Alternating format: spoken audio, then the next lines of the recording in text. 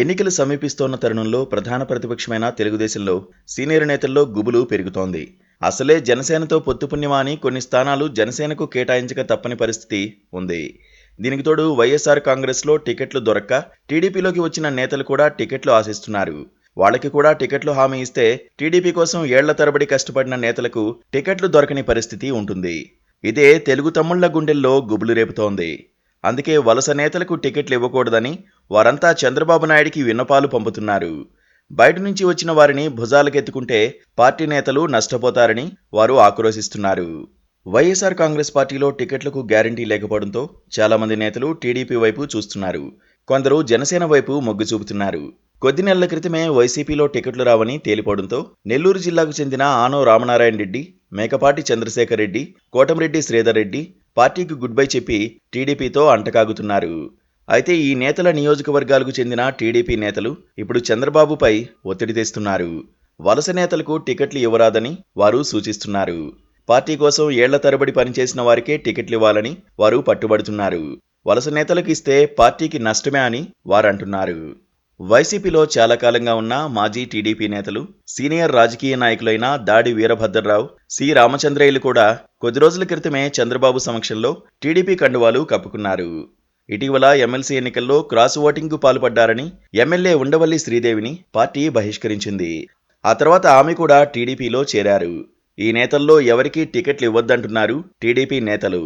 కేవలం టికెట్లు, పదవుల కోసమే ఈ నేతలు వైసీపీని వీడారని గుర్తించాలని అంటున్నారు. పార్టీ కష్టాల్లో ఉన్నప్పుడు పట్టించుకోకుండా ఇప్పుడు వారు కష్టాల్లో ఉన్నప్పుడు టీడీపీ వైపు చేరే వారి పట్ల అప్రమత్తంగా ఉండాలని వారు చంద్రబాబుకు సూచిస్తున్నారు. గత ఎన్నికల్లో నర్సాపురం లోక్సభ స్థానం నుంచి వైఎస్ఆర్ కాంగ్రెస్ తరఫున పోటీ చేసి గెలిచిన రఘురామకృష్ణరాజు 4 ఏళ్లుగా వైసీపీలో ఉంటూనే టీడీపీతో అంటకాగుతున్నారు. వైసీపీలో ఆయన స్వపక్షంలో విపక్షంగా వ్యవహరిస్తూ ప్రభుత్వంపైన, ముఖ్యమంత్రి జగన్మోహన్ రెడ్డిపైన నిత్యం విమర్శలు గుప్పిస్తున్నారు. వచ్చే నెలలో ఆయన టీడీపీలో చేరడానికి రంగం సిద్ధమైందని ప్రచారం జరుగుతోంది. ఈ నేపథ్యంలో నర్సాపురంలో పాత టీడీపీ నేతలకు టికెట్ ఇవ్వాలే తప్ప రాజకీయ అవసరాల కోసం వచ్చే రఘురామకు టికెట్ ఇవ్వడం కరెక్టు కాదంటున్నారు తెలుగు తమ్ముళ్లు. సి రామచంద్రయ్య, దాడి వీరభద్రరావు వంటి వృద్ధ నేతల వల్ల 10 ఓట్లు కూడా రావని వారంటున్నారు. పెనమలూరు ఎమ్మెల్యే కొలుసు పార్థసారథి కూడా టీడీపీకి క్యూలో ఉన్నారని ప్రచారం జరుగుతోంది. ఇక కాపు ఉద్యమ నాయకుడు ముద్రగడ పద్మనాభం టీడీపీలో చేరాలో జనసేనలో చేరాలో ఇంకా తేల్చుకున్నట్లు లేదు. ఆయన ఏ పార్టీలో చేరినా ఆయనకు గ్యారంటీగా టికెట్ కేటాయించే అవకాశాలు ఉన్నాయి.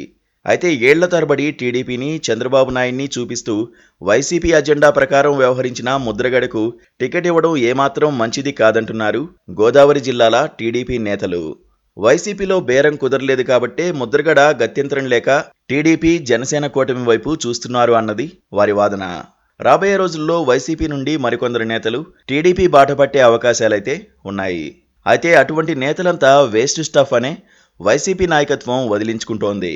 ఆ చెత్తను మనం ఎందుకు తలకెత్తుకోవాలని టీడీపీ సీనియర్లు చంద్రబాబును నిలదీస్తున్నారు.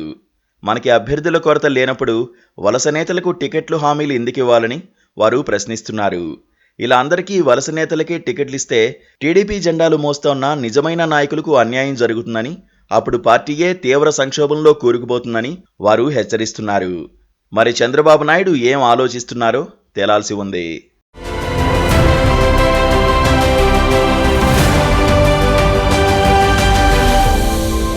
Please do subscribe to Please do subscribe to Please do subscribe to Please do subscribe to Please do subscribe to Please do subscribe to KTV Telugu. KTV Telugu. KTV Telugu. KTV Telugu. KTV Telugu. KTV Telugu. Please do subscribe to KTV Telugu.